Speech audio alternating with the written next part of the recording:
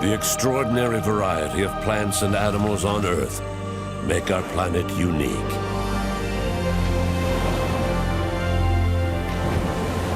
In its harmony and balance, the spectacle of nature is born of an age-old evolution that has endured almost as long as the Earth itself.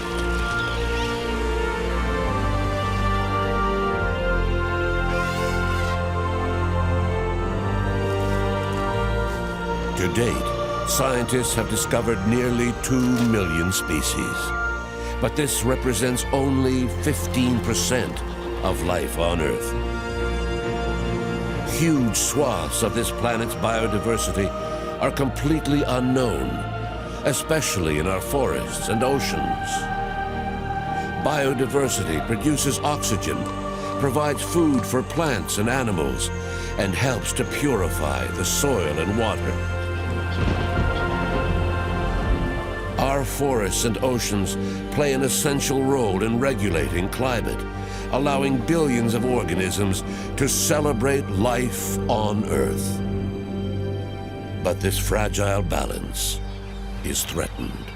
Our lives depend on biological diversity. Species and ecosystems are disappearing at an unsustainable rate. We humans are the cause.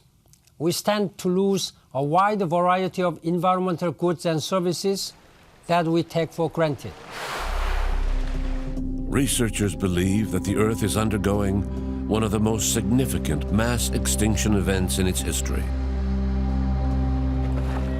caused by our civilization.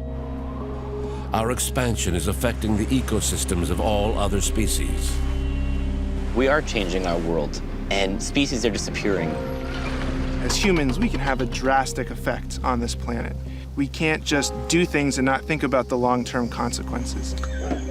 It's a serious issue. We need to change minds and change attitudes towards nature. Human impact on biodiversity has greatly increased since the start of the Industrial Revolution during the 18th century. Massive technological and economic development have driven the expansion of our civilization across the planet. The Earth's population has grown from 700 million to 7 billion in less than 300 years. Worldwide, humanity has become a phenomenal force. Greenhouse gas levels have not been this high for over 1 million years.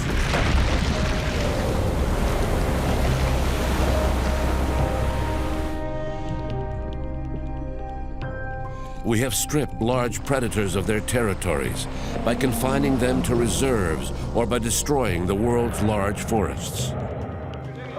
All over the Earth, plants and animals are increasingly struggling to coexist with humanity.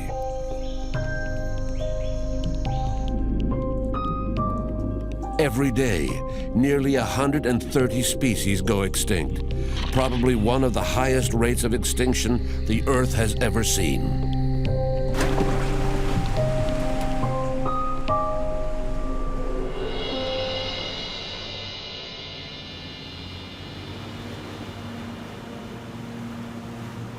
For several years, the oceanographic schooner Sedna IV has been sailing the world's oceans. After expeditions in the Arctic and Antarctic, its crew has now embarked on a 3-year voyage around the world. During their mission, 1,000 days for the planet, they will meet with scientists who have dedicated their lives to protecting biodiversity. Mission leader, Lemire. We set sail for Central America, a region with one of the highest diversity of species in the world.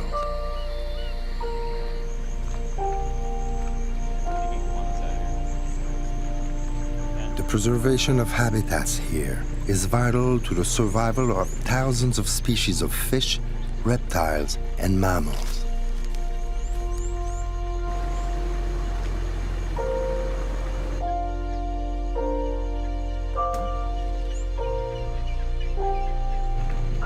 Here, the many many shapes and bright colors of biodiversity stimulate our desire to protect them even more.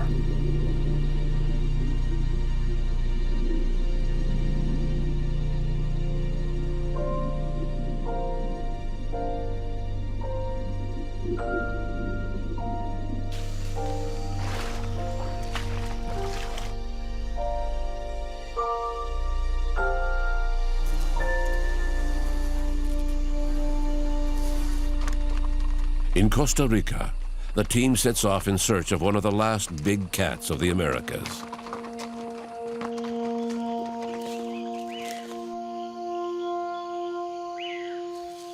These top predators in the food chain help control populations in their ecosystems. Scientists call the jaguar an umbrella species. By protecting it, the balance among all the other species that share its habitat is also protected. Unfortunately, the jaguar is threatened.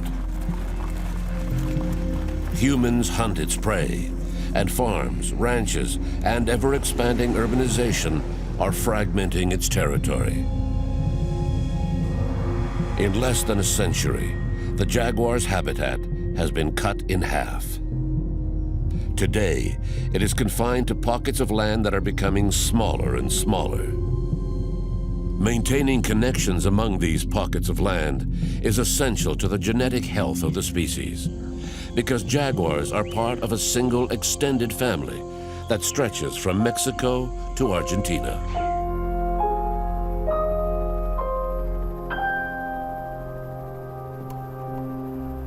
In eastern Costa Rica, a reserve has been created to protect one of the jaguar's habitats.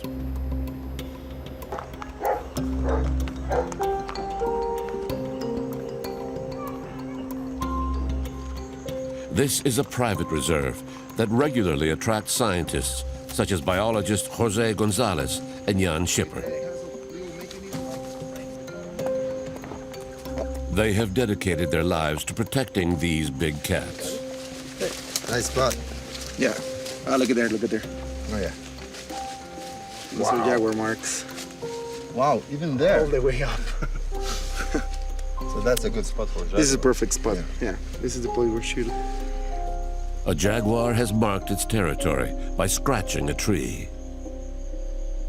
Get sunlight direct to it, and then the lock. Installing a motion sensing camera will record the passage of jaguars and photo ID them. Using photographs over several years, researchers have shown that the reserve is frequented by about 14 jaguars. And videos highlight the problem of jaguars coexisting with local farmers. Oh, look at that. Oh my What's God. this? That's definitely a cow, and that looks like Cora. Yeah, that's Cora, for sure. That's amazing. That's amazing. Oh, see the power in his jaws. Wow. Wow. With the strength of the animal. Yeah. So I suppose that, you know, when a jaguar cut a cow like this, it brings lots of conflict. Yeah, because that's the basis for conflict, people hunting jaguars in revenge. But on the other side, it is also a consequence of problems because people is hunting the prey base. So that's why they go out and hunt cattle, because they don't have anything else to eat. Jaguars are more and more threatened because the increased conversion of virgin forest into livestock pasture reduces the prey available to them.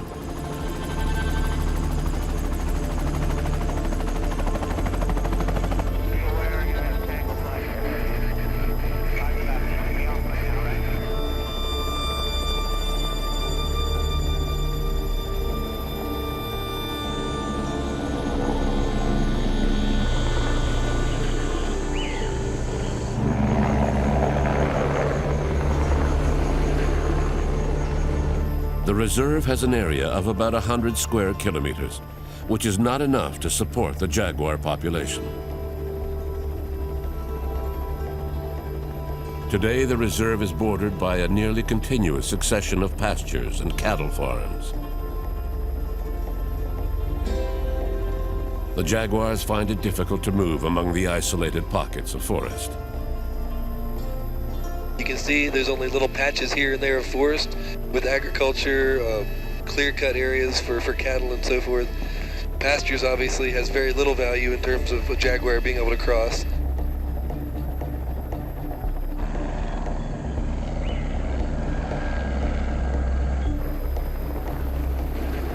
So we don't necessarily need continuous virgin forest from here to the coast.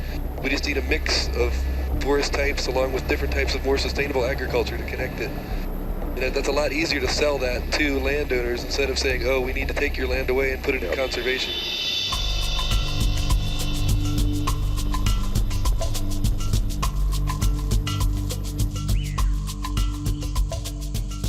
The challenge for scientists is to protect the jaguars when they leave the reserve's boundaries.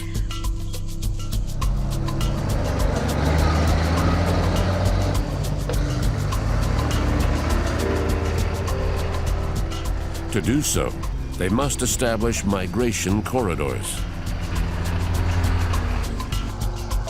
In this way, they hope to convince farmers to preserve sections of forest on their land that allow the big cats and their prey to move about their territory.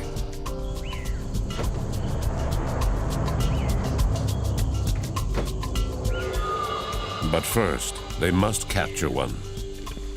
We use some pheromones to attract the animals. By equipping a jaguar with a tracking collar, the scientists will be able to precisely monitor its movements. And this is the trap. So it has a little mechanism like right in the bottom. We're gonna check it right now just to see if it's working fine. If jaguars disappear, what we're gonna see is just overabundance of many other species, probably changing entirely what we know as biodiversity right now. So it's a huge change that is gonna occur. That probably also works when you don't have sharks in the sea. The entire community changes.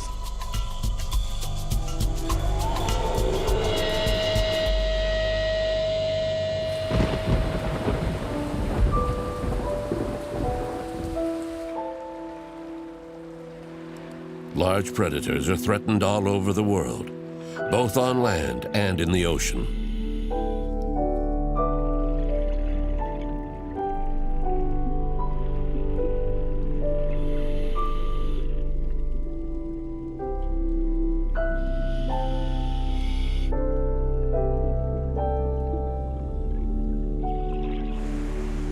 In recent decades, populations of sharks, tuna, and swordfish have declined by 90% around the world. During this same period, fishing intensity has increased dramatically. More and more, ecosystems are suffering the consequences of this overexploitation.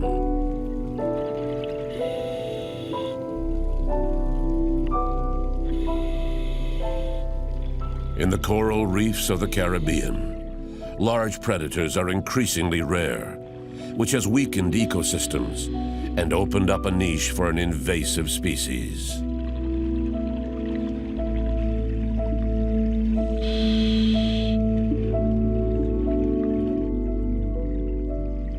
The lionfish.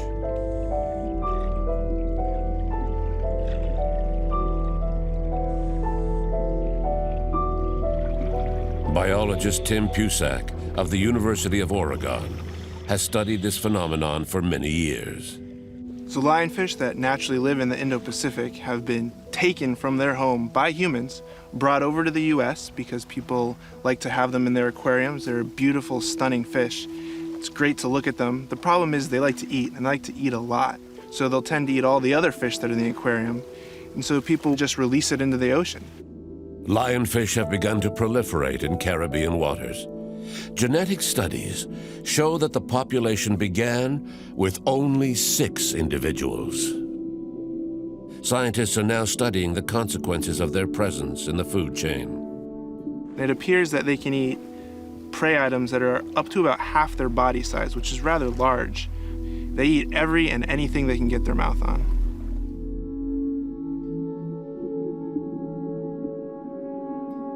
Studies have found that a single lionfish could reduce the number of small coral reef fish by about 90%, so they're having a drastic effect, much greater than any native fish would have. The smaller fish eaten by the lionfish generally consume large amounts of algae. With no fish left to eat the algae, they proliferate to the point where they suffocate the reef.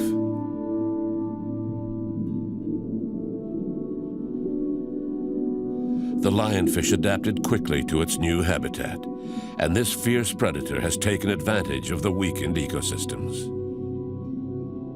Populations exploded since the 1990s and now extend throughout the Caribbean, into the Gulf of Mexico, up the eastern seaboard of the US, and working their way down the coast of South America.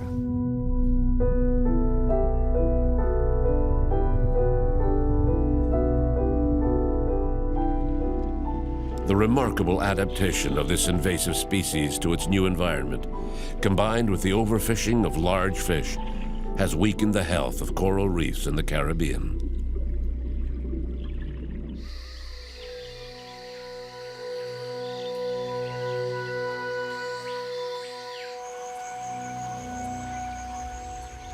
Panama has not been spared the influx of invasive species, which are weakening some of the world's richest ecosystems.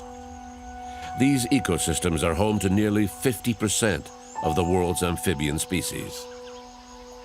Frogs occupy one of the most important niches in the food chain. They consume large amounts of harmful insects and serve as food themselves for many species of reptiles, birds, and fish. In the field of medicine, they have also led to the development of antibiotics and are important in cancer research.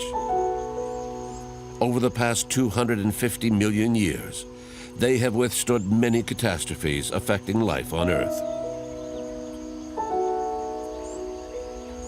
But today, frogs are in trouble. A mysterious disease is attacking them where their numbers are highest. To make matters worse, these frogs are also weakened by insecticides and habitat loss. In just a few years, over 100 species have gone extinct. A few years ago, biologist Edgardo Griffith used to come to this river to study frogs. I used to find 56 species of frogs around this stream alone. And now can't hear anything, really, you know. The cause of this sharp decline? An invasive species. A mysterious fungus called chytrid has invaded the rivers of Panama's mountains. The fungus arrived in 2005, killed 90% of the amphibian community, and in some cases 100% of the individuals of certain species. Came, kill, stay, and at the same time it's moving eastward, but it's also coming up from South America. Found in Mexico as early as 1972, the disease spread to Central America. Other infection sites have been found all over the world. Today, over a third of the world's 6,000 known amphibian species are threatened with extinction.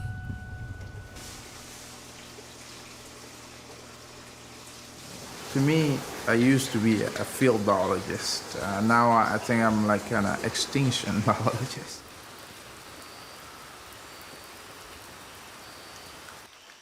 For scientists, time is running out. Edgardo and his colleagues are trying to capture living frogs in the hopes of learning more about the disease. They organize regular searches in Panama's rivers.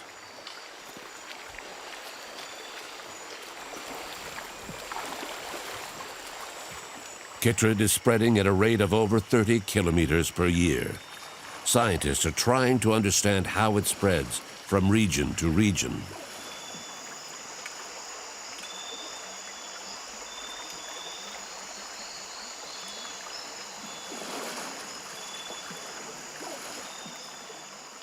When a species nears extinction in nature, scientists often have no other choice but to remove the few survivors from the wild.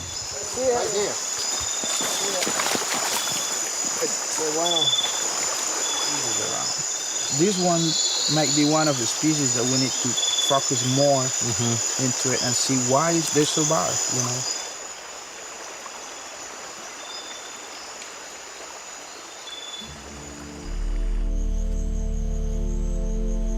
The last remaining individuals of many frog species are today conserved in sterilized containers, isolated from the outside world, where the dangerous fungus threatens their survival.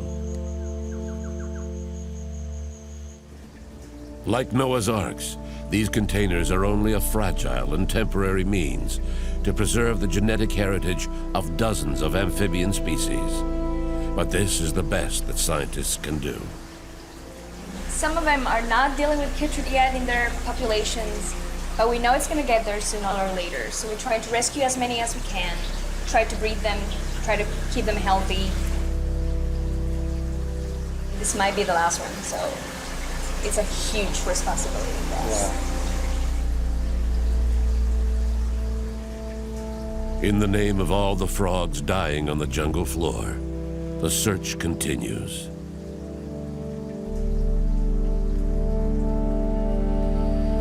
Long considered among the most ideal frog habitats, Panama's forests are now a real threat to their survival.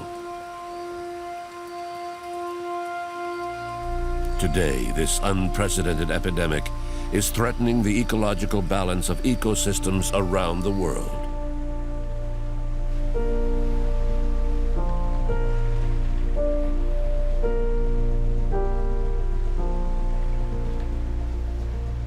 In the Cayman Islands, it's increasing human population that is harming habitats. Over half of the original environment has been destroyed. The population of the Cayman Islands is doubling every 12 years.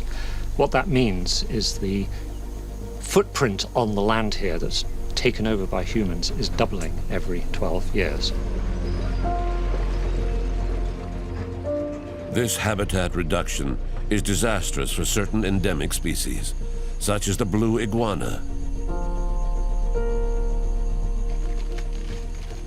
Found only on Grand Cayman, it is considered one of the most threatened species in the world.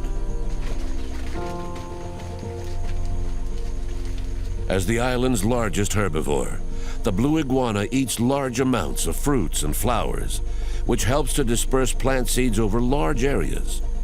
This is vital for maintaining the island's delicate plant diversity.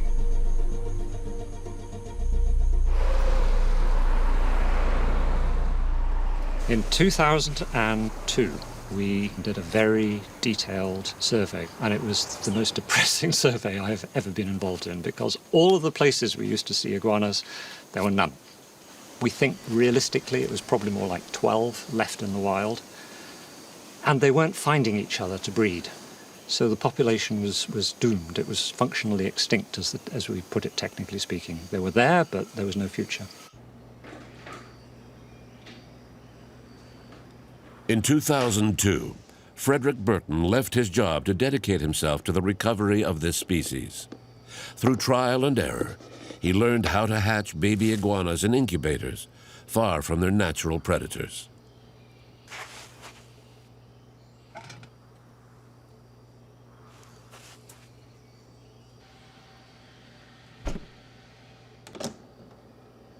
When they hatch, they're tiny, they're about this long, but they grow very, very fast. And by the time they're 2 years old, they're naturally predator-proof, effectively. They get too big for the native snakes. Oh, this is the captive facility. You have a few hundred iguanas. The young iguanas are given refuge at the Grand Cayman's Royal Botanical Park. Breeding adults, responsible for the proliferation of the species, are also kept here. They have a need for a lot of space. I mean, we found this out. Originally, when we built this facility, we thought this was all we needed. And then we discovered they needed more space. We studied them in the wild, and then we found out, whoa, an animal like this would probably have a territory of maybe an acre or something like that.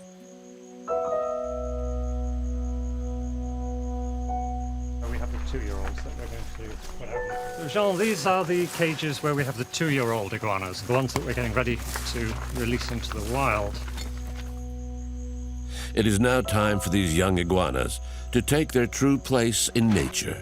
But will this new captive-born generation succeed in recolonizing Grand Cayman's weakened environment? Next one. Nice. So you will sleep there for tonight, right? Yeah, they'll be hanging in the backpacks, the same backpacks we're going to take in the morning. So they'll cool down and they'll be fine. Ready to go.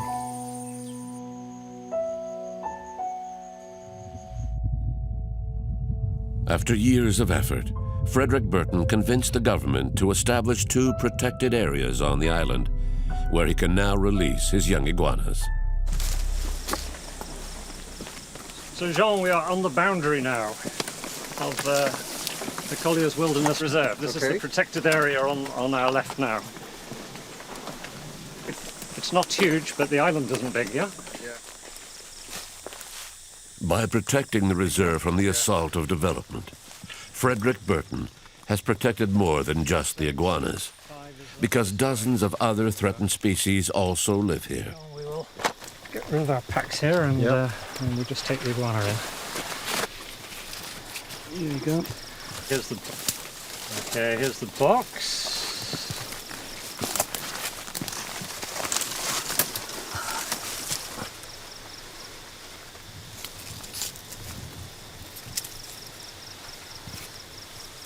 Oh yes. Whoa. So now he will spend all night inside this box. All night he will sleep in here, and in the morning at first light he will come out into this strange world. And the population has gone from about 12 now to about 650, 700, somewhere around there. A human initiative saved the blue iguana from extinction. Years of effort and protection have resulted in a protected area adapted to these animals' needs. Frederick Burton now hopes that these winning conditions will allow the most threatened reptile on the planet to begin breeding in the wild again. The perseverance of Frederick Burton is inspiring.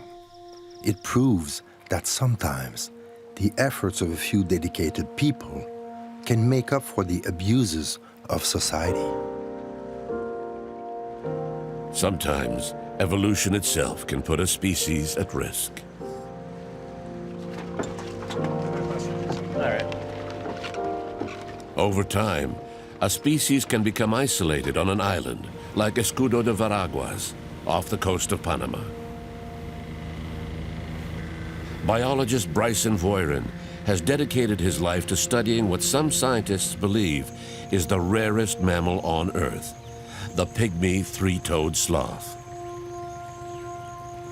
These sloths live in one of the world's most productive and most useful ecosystems in terms of biodiversity, the mangrove forest. No, that looks like mangrove. It's not. It's really shallow. In the tropics, mangroves protect shorelines from erosion, and they provide food and shelter for many threatened species.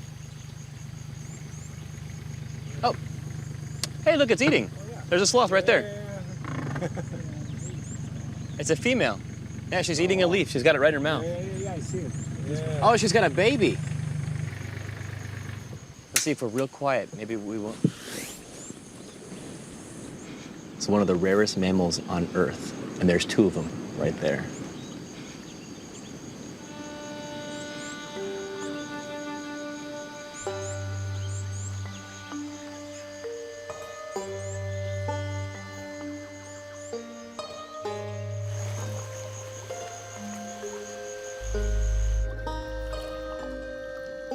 The pygmy three-toed sloth is found only on the island of Escudo de Veraguas.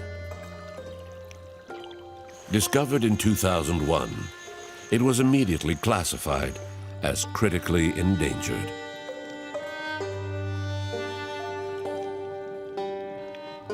Recent studies have indicated that this sloth lives exclusively in the mangrove, making it even more vulnerable, because worldwide, mangroves are being affected by climate change and human development. At current rates, they could disappear entirely by the end of the 21st century. Bryson Voyerin is concerned about the survival of pygmy sloths because studies show that there are only 63 of them. During his last expedition, he attached radio collars to 10 sloths. Bryson expects to find them in the mangrove because the animals move very little and use the natural camouflage of the mangrove to avoid predators. Oh, wow. There he is, right there. Right there, in the mangroves again. Yeah, he's still in the mangrove, so he hasn't really gone anywhere in the past month or so.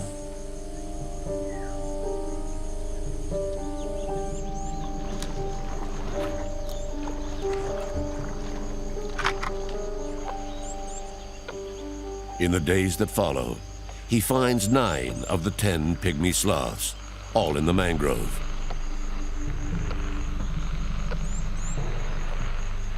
But the team is worried because one is missing.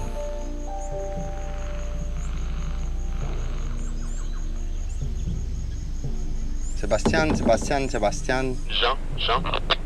Hi, Jean Sebastian. Hi, Sebastian. Yeah, we're just at the end of the mangroves. We lost our signal a little bit. We're gonna need some help. Okay.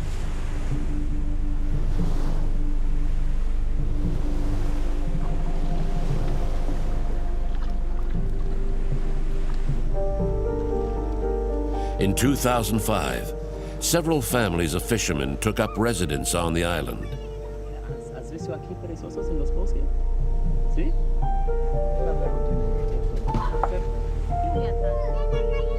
Their knowledge of the area could help find the missing sloth. It doesn't really bother.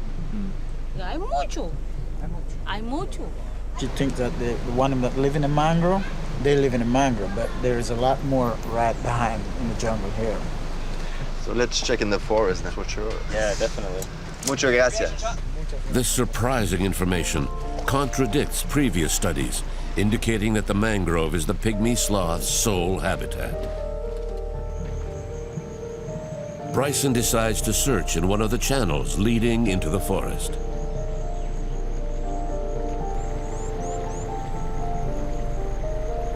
Number 5 is the one that I just don't know where he went. But he might have actually gone out of the mangroves and into the forest, which would be pretty exciting because that means that he's actually eating other things besides mangrove leaves, and he's in the interior of the island maybe. Hopefully we can find him.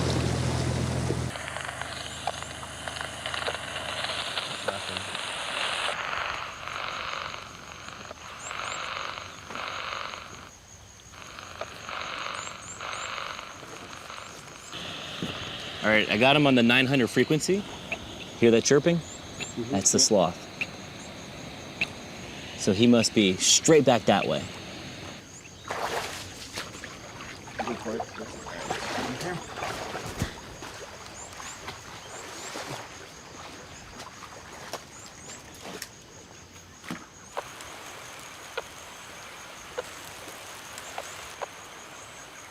Every step away from the mangrove would appear to increase the credibility of the locals. But it is also possible that Bryson will only find the collar of a poached sloth. But if the sloth is found in the forest, it would be great news for the species.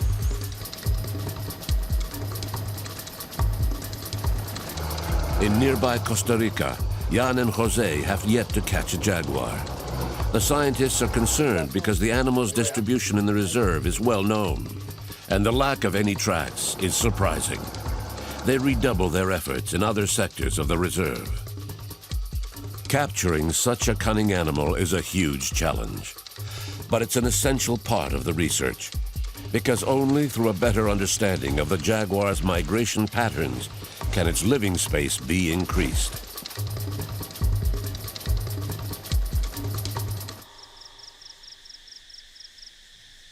On Grand Cayman, Frederick Burton and his blue iguanas have benefited from their protected habitat for nearly 2 years.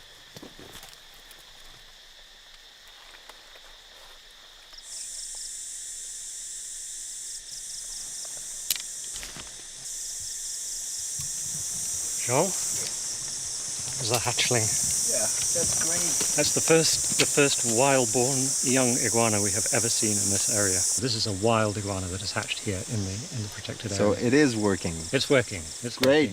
Working. I think it's very interesting working on a small island because it is like a microcosm of what is going on everywhere in the world. And it's very important, I think, for people working in conservation to spend at least part of their time working on things that can succeed. It's important for personal motivation, but it's also important for the way that conservation is presented to the world. People get very tired of hearing bad news stories all the time. The wild birth of a baby iguana is a triumph of nature.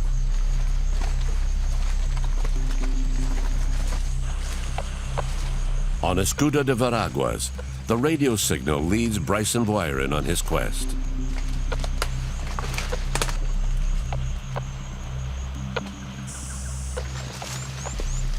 Yeah, you could just see her fur. Hey, buddy.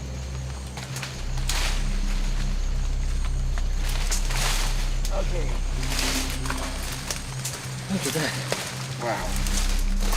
Whew. Victoria. Yay. Whoa, you're looking big. Oh, man. That's great. Oh, she looks great. Look at her. Yeah. That's great. She looks like she's been doing very good here in the forest and not in the mangroves, so she looks very healthy. You know, one thing I think that this shows is that even though the mangroves are being cut, that may not be as big of a risk for the pygmy sloths. Because if they're able to eat other things in the forest, at least they have other food sources besides just the mangroves. So I'm pretty confident to say that there are more sloths than just 63 on Escudo. There are probably a lot more. If they're in the whole island here like this, that means the population is pretty good. Ready to go? All right, Yeah, Victoria. back to home, sweet home. So the locals were right. If the pygmy sloths are spread over the entire island and live in its abundant forest, scientists will have to re-examine their numbers and maybe even the status of the species. It's fantastic news for the pygmy three-toed sloth.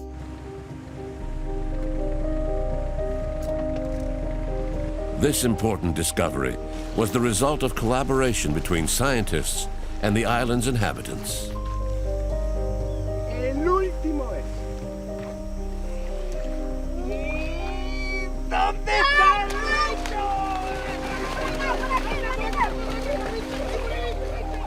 But the happiness of this day is short-lived. Not far away, a nasty surprise awaits the scientists. A green turtle, another endangered species, is trapped in the dugout of a group of poachers. So they're in the islands, you know, so they're probably gonna cut it up, smoke it, and then they will cook it slowly. And they'll finish with it. And this animal can stay at least a week before he starts to get weak. Do they really know what they're doing? I really think they really know what they're doing. The police would come around here maybe 1 or 2 times in a month, just pass around looking for drugs people, but they really don't looking to see if people killing sea turtle.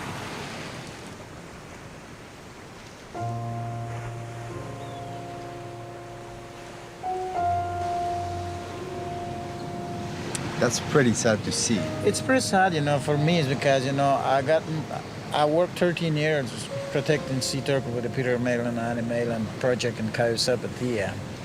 And my father got more than 20 years saving them, you know, trying to save them, and I do the same, you know, so it's pretty sad to see they catch it and they're going to kill it, you know. Poaching is yet another threat in the fight to conserve endangered species.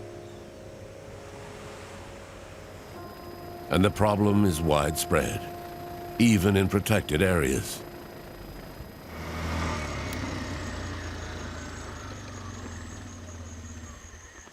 So? Bad news? Nothing. Nothing.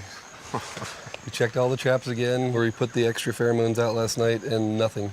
No tracks, nothing. No tracks. We actually went along a couple extra trails and checked that where there were some muddy spots from the rain that we had the other day. We haven't seen a track since you've been here.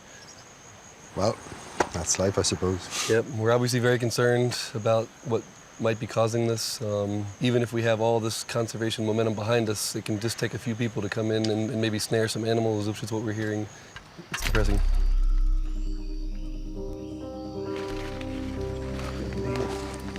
But where are Cora and the other jaguars?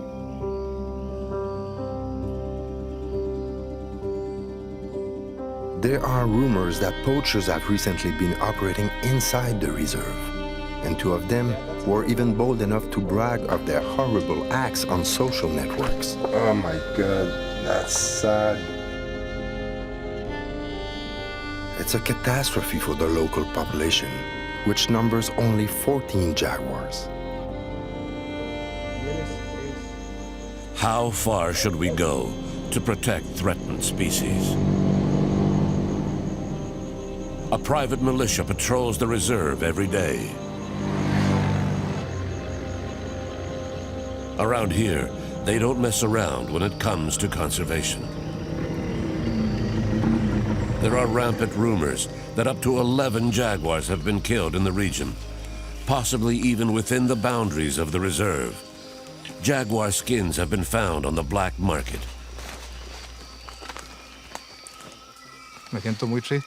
It makes me sad because it's as if they were threatening members of my own family.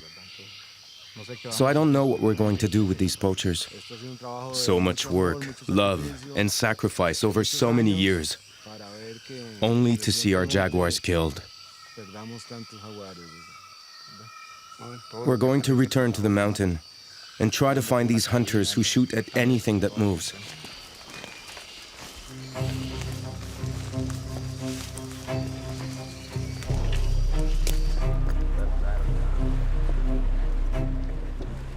On Little Cayman, another type of hunting party is being organized. Local diving associations are mobilizing to wipe out the lionfish, the species now considered the worst poacher in the Caribbean.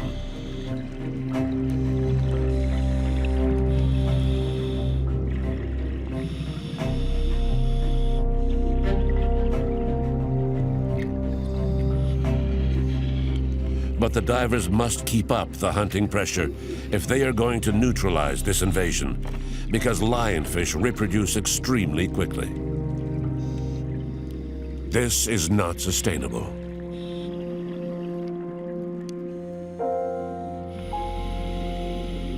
So they have turned to a more natural solution.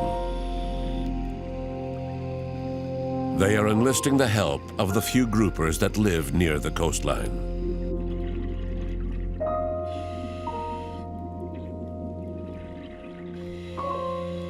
Little by little, they are training them to hunt the invader. Who knows whether these few fish will develop a taste for the lionfish and transmit this new feeding habit to other fish.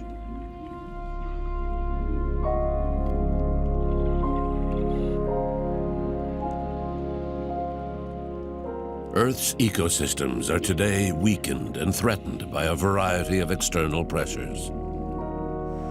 Conservation efforts are vital, but the hard work of many can be completely undone by the greed of just a few.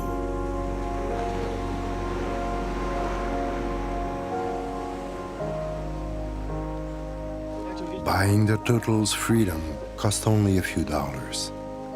A modest sum given the situation. We even wondered if we were not trying to appease our own conscience in the face of so much indifference. But this was a living symbol of nature's difficult coexistence with humanity. We just couldn't leave it there and do nothing.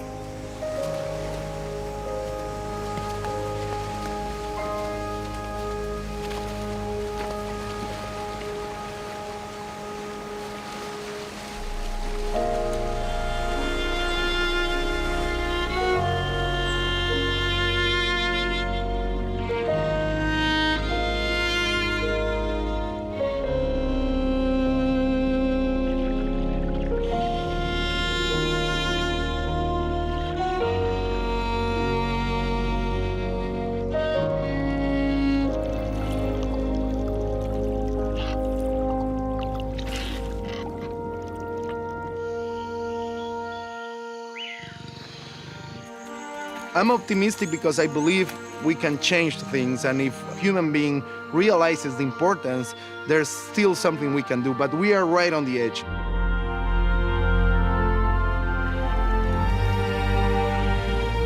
The coral reef system could be in dire straits, but we need to take efforts in order to mitigate these, and we can stop fishing larger fish and keep them on the reef, and it's important that we do it now.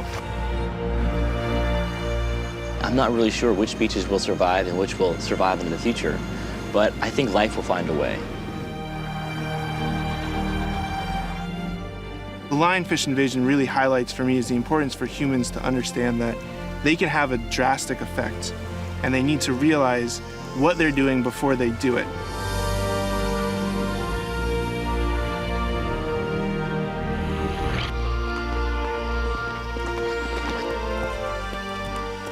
When you're in a forest with predators, it gives you a new respect for life. It gives you a new respect for the connectivity of all things. You actually feel like you're not on the top of the world. Maybe that's where we should begin, is to not just educate people in the classroom, but take people out of the classroom into what's left of the wilderness so that we can actually save it. If you inspire people and educate them, I think then they'll start to care more about it and help protect it.